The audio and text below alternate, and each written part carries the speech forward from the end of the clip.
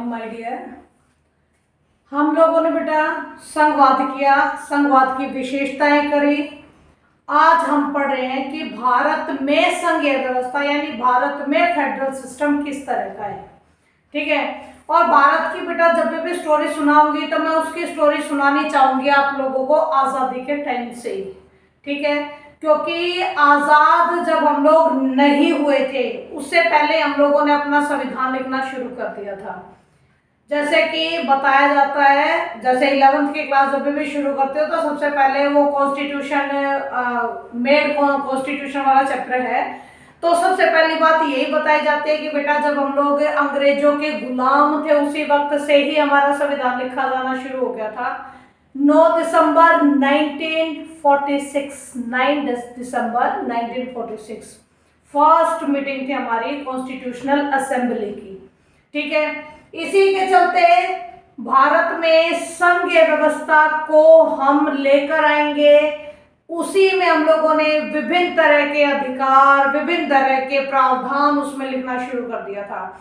और इसी बीच हम लोग हो जाते हैं आज़ाद 47 में, यानी जब हमारे संविधान को बनते हुए ज़्यादा नहीं, मुश्किल से 7-8 महीने हुए थे, तो उस वक्त हम लोग आज़ाद हो जाते हैं। आज़ादी के टाइम पर हमने बड़ा दर्दनाक आपका विभाजन देखा है। ठीक है, जिसमें हिंदुस्तान और पाकिस्तान दो अलग अलग देश बन गए थे हिंदू और मुसलमान की कौम के आधार पर।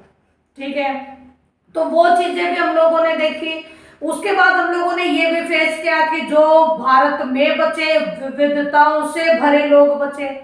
अब एक तो बुरे हालातों में हम लोग आजाद हुए, ऊपर से विविधताओं वाला देश रहा, तो ऐसे हालातों में एक देश के अंदर हम एक फेडरल गवर्नमेंट कैसे दे, एक संघीय सरकार कैसे दे, इस पर बड़ा लंबा चौड़ा मंथन हुआ, जिसका रिजल्ट ये निकला कि हम लोगों ने जिस तरह की संघीय व्यवस्था बनाई उसमें सेंट्रल गवर्नमेंट को बना दिया ज्यादा प्रभावशाली। ठीक है, हालांकि साथ हम लोग होल्डिंग टुगेदर वाले बने थे, यानी हम लोगों ने राज्यों को अलग से अधिकार देने के बावजूद भी वो केंद्र सरकार के कंट्रोल में रखे थे। ठीक है, तो हम लोगों ने धीरे धीरे करके उन्हीं व्यवस्थाओं को सेटअप किया जिससे हमें लगा कि भारत की विविधता में एकता हो सकती है। ठीक है, और जब हम लोगों ने सरकारें बांटनी शुरू करी तो 2 लेवल की सरकारें तो बट गई थी। 2 लेवल की सरकारों का जिक्र आप लोगों का स्टार्टिंग में ही है। और भारत ने अनुच्छेद नंबर 1 में, आप लोग खोल के देख सकते हो संविधान को, स्टार्टिंग में ही एक सेंटेंस लिखा होता है, हम भारत के लोग। ठीक है, और भारत एक संघीय प्रदेश है या संघों का समूह है, यानी राज्यों को इन्होंने संघ का दर्जा स्टार्टिंग में दे दिया था। ठीक है बच्चे, तो यहाँ पर हम लोग शुरुआत करेंगे कि हमारी जो व्यवस्थाएं हैं वो 2 सरकारों के माध्यम से चली, संघ सरकार और राज्य सरकार। संघ सरकार को ही हम लोग केंद्र सरकार या फिर सेंट्रल गवर्नमेंट बोलते हैं। ठीक है, सेंट्रल गवर्नमेंट जो हमारी है वही संघीय सरकार है, वही तुम्हारी केंद्र सरकार है। तो ये वर्ड अगर अलग अलग भी निकले तो कंफ्यूज नहीं होना। ठीक है, ये 2 तो हमारे संविधान में लिखी गई। तीसरी तरह की सरकार की हमने शुरुआत तो की थी, लेकिन ये बनते बनते और ढंग से सेटअप होते होते आ गया 1992। ठीक है, 1992 में आकर हमारी जो स्थानीय सरकार थी वो ज्यादा प्रभावशाली बनी, और उसके बाद से हमारे यहाँ पर पंचायती राज और नगर पालिकाओं का शासन भी शुरू हुआ। ठीक है, वही चीज जो बोली वही लिखवा रखी है, ध्यान से सुनो कि भारत के लिए हमारे संविधान ने 2 स्तर की संघीय व्यवस्था की शुरुआत करी थी। एक संघ सरकार जिसको हमने केंद्र सरकार बोला, एक राज्य सरकार जो हमारी स्टेट गवर्नमेंट कहलाती है। लेकिन बाद में यानी 1992 में पंचायतों एवं नगर पालिकाओं के रूप में संघीय शासन का तीसरा रूप भी हमारी शासन व्यवस्था में जोड़ा गया, जिसे हमने आज स्थानीय सरकार का नाम दिया हुआ है।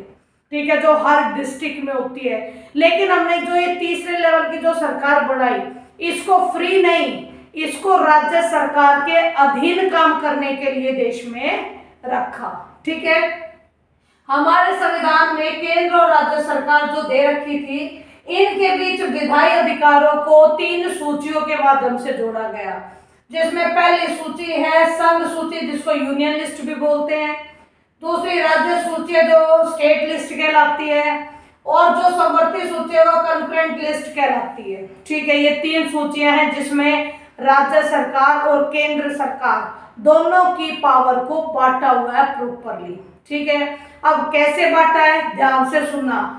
जो हमारी संघ यानी केंद्र, या केंद्र कहाँ काम करती है, पूरे देश में। ठीक है, तो यहां से शुरुआत होती है कि संघ सूची में कौन से विषय, संघ सूची में वो विषय जिसका राष्ट्रीय लेवल पर महत्व होता है, यानी ऐसे मुद्दे जो देश के लिए इंपॉर्टेंट होते हैं, वो सारे मुद्दे, वो सारे विषय, वे सारे सब्जेक्ट आप लोगों के संघ सूची में आते हैं। ठीक है, यानी राष्ट्रीय महत्व के विषय संघ सूची में आते हैं। ठीक है, जो राज्य के महत्व के विषय वो राज्य सूची में आते हैं। दोनों में डिफरेंस करना बहुत इजी है क्योंकि दोनों को फिर मैं साथ साथ लेकर ही चल रही हूँ। ठीक है, संघ सूची में वो विषय जो देश के लिए इंपॉर्टेंट है, राज्य सूची में वो विषय जो राज्य के लिए इंपॉर्टेंट है।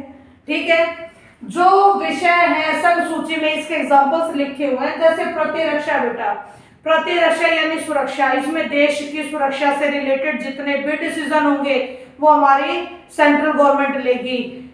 सुरक्षा से संबंधित हर एक मुद्दे पर जो कानून बनेगा वो कानून हमारी सेंट्रल गवर्नमेंट ही बनाएगी। दूसरे देश पर अटैक करना या दूसरे देश ने हम पर अटैक कर दिया, ये सब हमारी सेंट्रल गवर्नमेंट देखेगी। ठीक है, दूसरा विदेशी मामले यानी दूसरे देशों के साथ हमारे मामले। सीधी सी बात है बेटा, ये जो जैसे फर्स्ट वीडियो में बताया था भाई, केंद्र सरकार घर का बड़ा है, राज्य सरकार छोटा है, तो अब ये केंद्र सरकार राज्य का बड़ा है, देश का बड़ा है, तो भाई अड़ोसी पड़ोसी के साथ कैसा व्यवहार रखना वो यही तय करेगा। इसीलिए किसी भी देश के साथ विदेशी मामला हो किसी भी तरह का, सब आपकी केंद्र सरकार ही हैंडल करती है।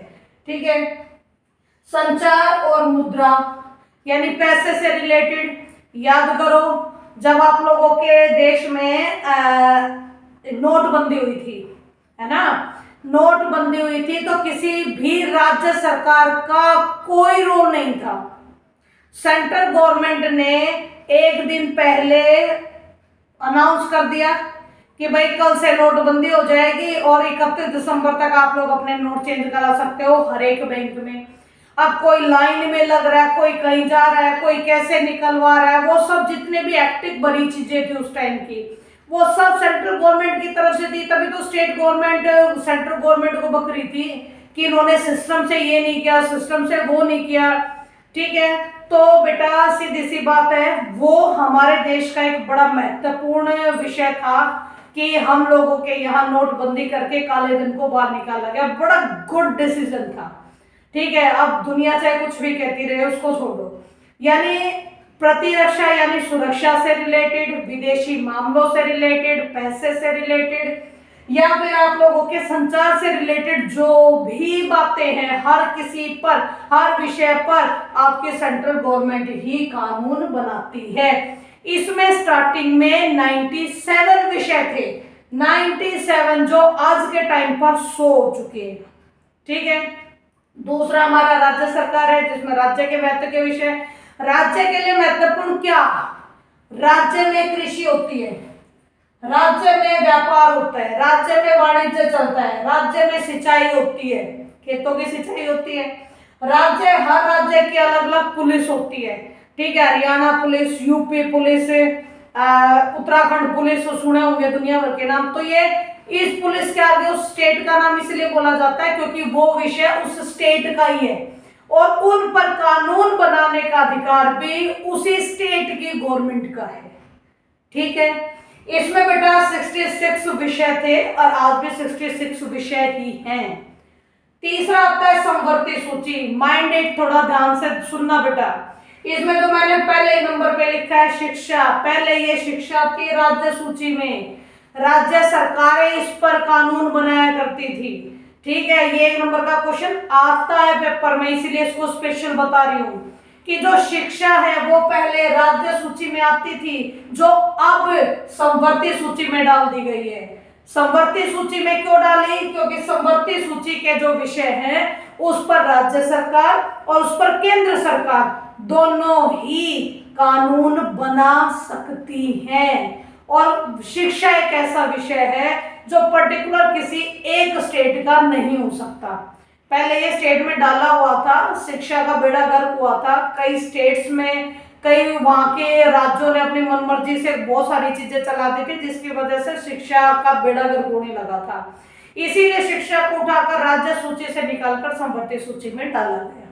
ठीक है, इसमें शिक्षा है, वन है, मजदूर संघ है, विवाह है, गोद लेना है, उत्तराधिकार यानी बच्चे को उत्तराधिकार यानी बाप के बाद उसका बेटा उसका उत्तराधिकारी बने। इन चीजों से रिलेटेड जो है आप लोगों के जितने भी कानून हैं उस पर राज्य सरकार और केंद्र सरकार दोनों ही कानून बना सकती है। लेकिन माइंडेड बेटा, इंपॉर्टेंट, ध्यान से सुनना, अगर एक ही विषय पर एक ही चीज को लेकर केंद्र ने भी और राज्य ने भी दोनों ने कानून बना दिया तो ऑटोमेटिकली जो तुम्हारा राज्य द्वारा बनाया गया कानून है वो रद्द हो जाता है।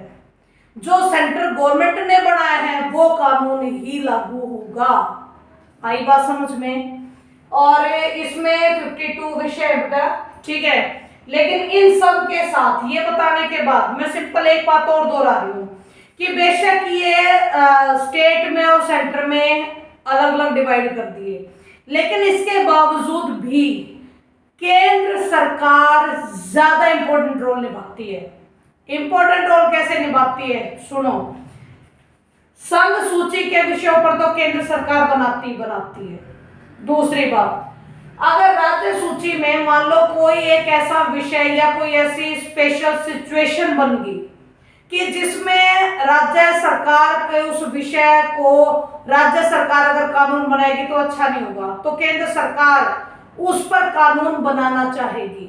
लेकिन केंद्र सरकार अपनी मर्जी से नहीं बना सकती, उसको भी राज्य सरकार के उस विषय पर कानून बनाने के लिए राज्यसभा से पहले मंजूरी लेनी होती है। अगर राज्यसभा ये मंजूरी दे देती है तो राज्य सरकार राज्य सूची के विषयों पर भी कानून बना सकती है। अगर वो स्पेशल सिचुएशन में ऐसा हो सकता है ना, तो कई बार राज्य ही खुद कह देता है कि फलाने विषय पर केंद्र सरकार तू बना दे भाई हमारा कानून, और ऐसे में जब वो आगे से ऑफर करा तो केंद्र सरकार तो बनाएगी। ठीक है, और इसमें भी वही बात है कि राज्य और केंद्र भले ही दोनों बना रहे, लेकिन अगर एक विषय पर राज्य और केंद्र ने दोनों ने बना दिया तो लागू फिर भी आप लोगों का केंद्र का ही होगा। तो क्या केंद्र ज्यादा इंपॉर्टेंट नहीं है? क्या ज्यादा ताकतवर है ना? ठीक है, इसके बाद ये तो 3 सूचियां जो दे रखी हैं, अब एक और सूची निर्मित करिए जिसका नाम है अवशिष्ट सूची। ये वो सूची है बेटा जिसमें वर्तमान समय में जितने भी विषय जो इन 3 सूचियों में इंक्लूड नहीं हो पाते उन विषयों को, वर्तमान समय को, आधुनिकता को देखते हुए उन सारे विषय को इस वाली सूची में डाला गया है। जैसे कि सूचना प्रौद्योगिकी आज के टाइम का सबसे इंपॉर्टेंट पार्ट है। कंप्यूटर से रिलेटेड जितनी भी चीजें हैं, जितने भी विषय हैं, इन सब पर कानून बनाने का अधिकार हमारे केंद्र सरकार का है। यानी इस पर कानून केंद्र सरकार बनाती है। ठीक है, केंद्र सरकार कानून बनाती है।